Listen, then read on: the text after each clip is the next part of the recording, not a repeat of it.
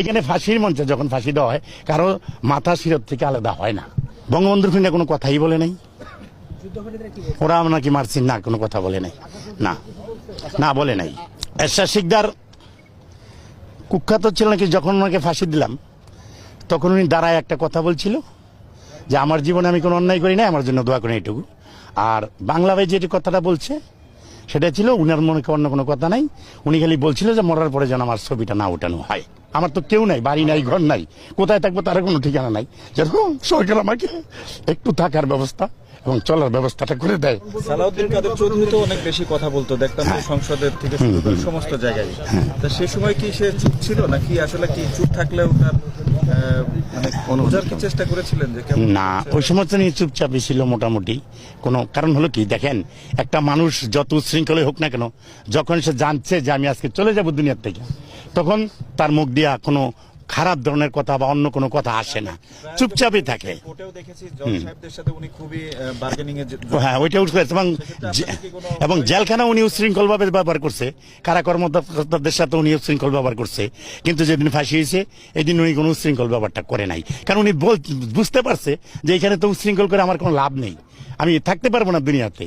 হ্যাঁ, আমাকে ফাঁসি দিবে, তো উচ্ছৃঙ্খল করে নাই, সুন্দর মতো চলে গেছে। সংগ্রামটা দেখছি, স্বাধীনতা দেখছি, যদি তারা সেই অন্যায়গিরি করে থাকে বা করছে কিনা আমি তো তাদের মনের খবরটা বলতে পারবো না, তবে যদি তারা এটা যেহেতু তারা দোষী হয়েছে করছে সেই হিসাবে তো আমার কোনো খারাপ লাগার কথা না। আর একটা মানুষ যখন, যেমন আমি অপরাধ করছি, আমি জেলে আসছি, ক্রাইম করছি, আমি সাজা ভোগ করছি, কারণ আমি যদি এখন যদি আপনারা আমার প্রতি মায়া দেখাচ্ছেন যে লোকটা এত বছর জেল কাটছে, কিন্তু আমার পিছনের দিকটা যদি আপনারা টান দেন অতীতটা, তাহলে আমি অতীতে কিরকম ছিলাম। এখন যেমন আমি মার গর্ভের থেকে ভূমিষ্ঠ হয়ে গেছি, অতীতের সবকিছু ভুলে গেছি, এখন এইভাবে চলতে কিভাবে চলবো ভালোভাবে, এবং সংসারটা কিভাবে ভালোভাবে চলতে পারবো এবং কিভাবে থাকতে পারবো। বাকি আমি একটাই আশাবাদী প্রধানমন্ত্রীর কাছে, আমার বাড়িও নাই, ঘর নাই, এত বছর জেল কাটার পর আমার কিছুই নাই।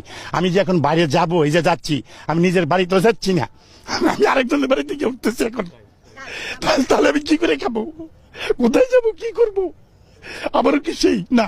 এখন তো আমার সেই বয়সটা নাই, আমার বয়সটা 74 বছর রানিং। হ্যাঁ, তো আমার এখন কি করব? আমার একটাই দাবি আপনাদের কাছে, এবং আপনারা যদি একটু সাহায্য করেন আমাকে, যে প্রধানমন্ত্রীর কাছে আমার একটাই আবেদন, যে আমাকে যেন কিছু কর্মসংস্থান করে একটা বাড়িঘর দিয়া যেন আমাকে চলার মতো কিছু করে দেয়, এটাই আমার প্রধানমন্ত্রীর কাছে আমার একগুলো আবেদন। আমি আর কিভাবে চলবো, কিভাবে কাটাবো, আমার প্রিয় পরিবার আমি জানি যে আমার একটা বোন আছে এবং একটা বাগিনা আছে, কিন্তু আমার সাথে তাদের সাথে আমাদের আজ পর্যন্ত আমি জেলে আসার পর যোগাযোগ হয়নি, বা মানে এমনি ফোনে দিয়ে একবার কথা হয়েছে, কিন্তু তারা আসে নাই, এবং বোনের সাথে আমার কোনোদিন দেখাও হয়নি। এখন আমার যারা আমার সাথে যারা ছিল বা যারা আমার সাথে ছিল বা আমার সাথে তারা ছিল আমার সাথে ভালো, আমিও তাদের সাথে ভালো আচরণ করছি, আমি বলছি যে আমি তো কোথায় যাব, এখন তাদের সাথেই যেতে হবে আর কি, তাদের সাথে। 26 জনকে আপনি ফাঁসি দিয়েছেন, হ্যাঁ, এখন কি আপনি নিরাপত্তা বোধ করছেন কিনা? শুনেন, এইখানে নিরাপত্তার বিষয়টা অন্যরকম। নিরাপত্তা কিসে না, বাইরে আসছি।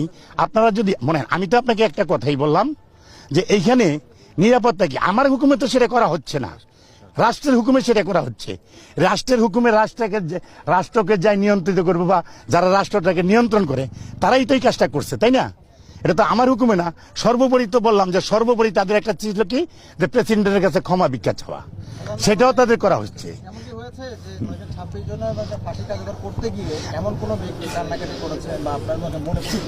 আপনার কোন ফাঁসিটা বেশি আপনাকে দাগ কাটছে?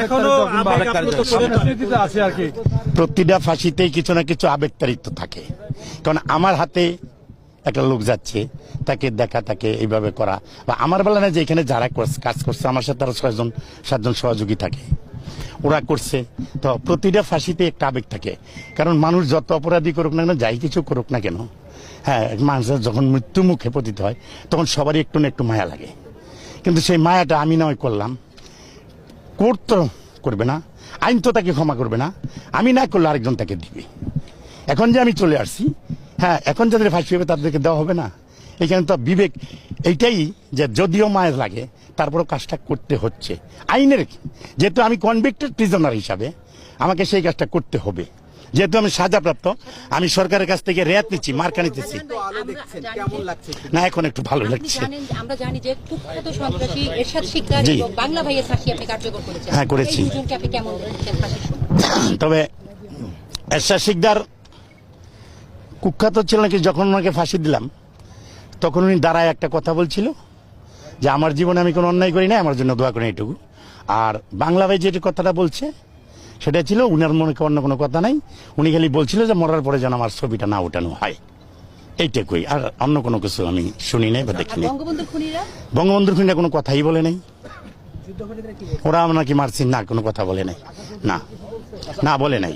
আপনার কি সরকারের কাছে কোনো কি চাওয়া আছে? আমার সরকারের কাছে একটাই চাওয়া, হ্যাঁ আমার সরকার